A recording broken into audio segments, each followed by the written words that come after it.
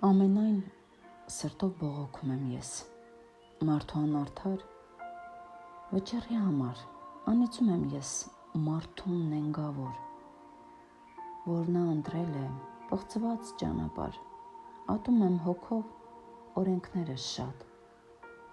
որ ծանրացել են մարդկանց ուսերին, և ստիպում են կեղծել, գցնվել, գովել, անարժան տգետ բարքերին, և բողոքում եմ, իրավունք ունեմ, գանգատ գրելու ամբողջ աշխարհին, որ հայոց հողը ետ վերադարձվի և տրվի պանդուխտ տառապող հային։ Ես ցանկանում եմ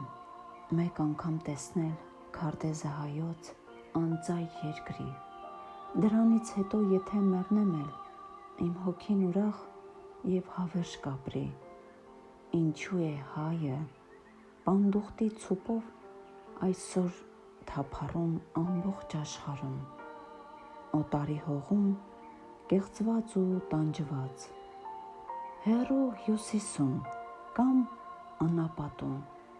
ինչ է նա կորցրել Սուդանում կիզիչ կամ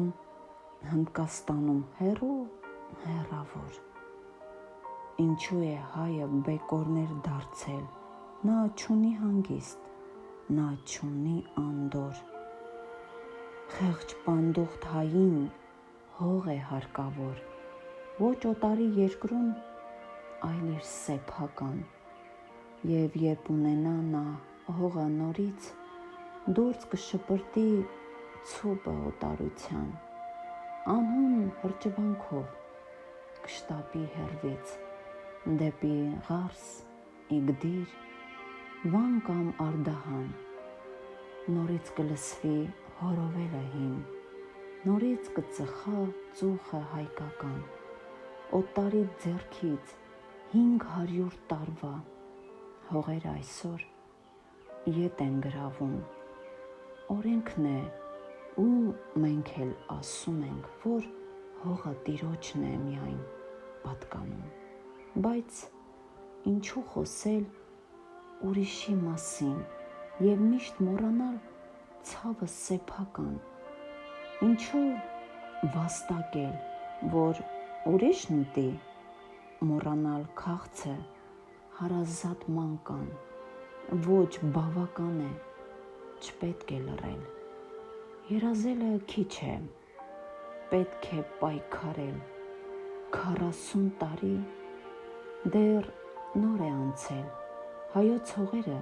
պետք է պահանջել, քարտեզի վրա դեռ շատ անուններ մինչ օրս նույն են մնացել քաղաքներ, գյուղեր, շեներ ու գետեր և հին ամրոցներ, սահմանին թիկնած Արարատն է սեգ, իրեն լանջերով զմրուղտ կուսական, Արարատն է սիմվոլը հայոց, միշտ թովչանքով լի քաղցր մայրական, իսկ այն կողմը հեռվում Բինգյոլն է, լքված սգավորի նման, սև ամպերի մեջ, Վանա և նազիկ լճերն են նիրհում, աղթամարն է մեր արտասվում անվերջ, այս բոլորը դուք տեսնում եք հայեր, և այն թողել եք բախտի պատմության, լոկ ցանկանալով հարցեր չի լուծվում, այս է մեզ ասում կյանքը այժմյա, պետք է պայքարել և պետք է սոսկալ մահից սեփական, մահվան գնով էլ պարտավոր ենք մենք միացյալ տեսնել հողը հայկական։